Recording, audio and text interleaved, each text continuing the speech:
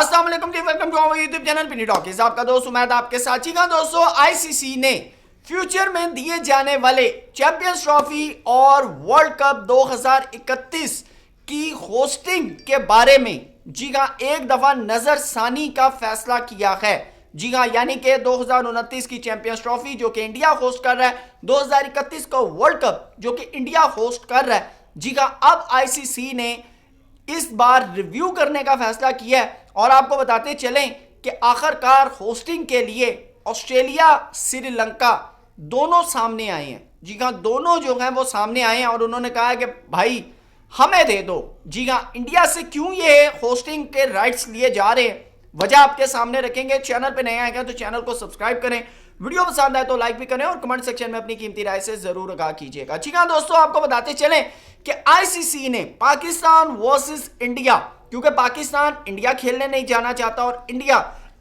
पाकिस्तान नहीं खेलने जाना चाहता, और अब जब से बांग्लादेश ने जी हां बायकॉट कर दिया T20 वर्ल्ड कप 2026 का,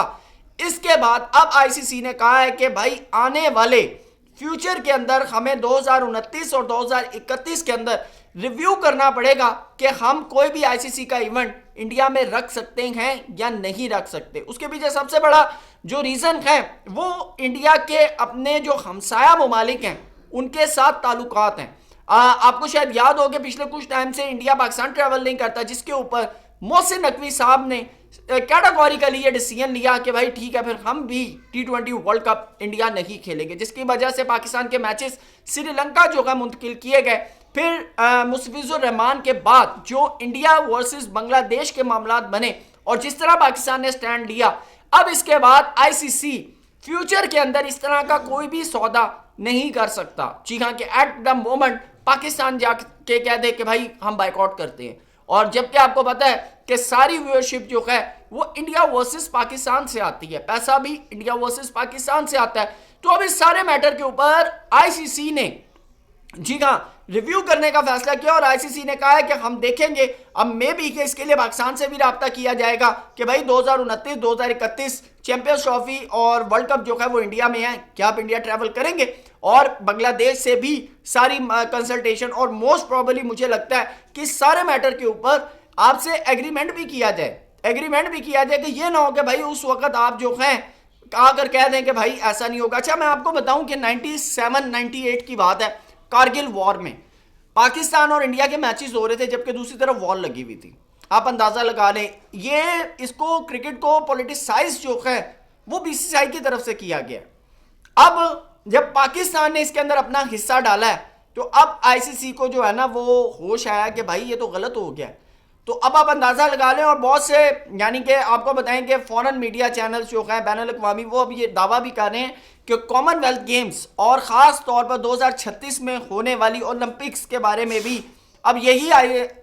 इंडिया को कहा गया है कि भाई अगर आपने कॉमनवेल्थ गेम्स या आपने ख़ास तौर पर अगर आपने ओलंपिक्स करवानी है अपने मुल्क के अंदर, तो आपको अपने हमसाया ममालिक के साथ ताल्लुकात बेहतर करने पड़ेंगे, जो कि मुझे नहीं लगता कि आने वाले फ्यूचर के अंदर ताल्लुकात अभी बेहतर होते हुए तो नज़र नहीं आ रहे, क्योंकि दोनों तरफ से जो वॉर की बातें होती हैं, एक इधर से बात करते हैं एक उधर से बात करते हैं, जो कि मेरे ख्याल से किसी भी गेम या किसी भी मामलात के लिए ठीक नहीं है। लेकिन स्टार्ट की अगर मैं बात करूं तो स्टार्ट हमेशा बीसीसीआई की तरफ से किया गया, इंडियन गवर्नमेंट की तरफ से किया गया। अब जब पाकिस्तान ने अपना हिस्सा डाला है तो अब आईसीसी को जो है वो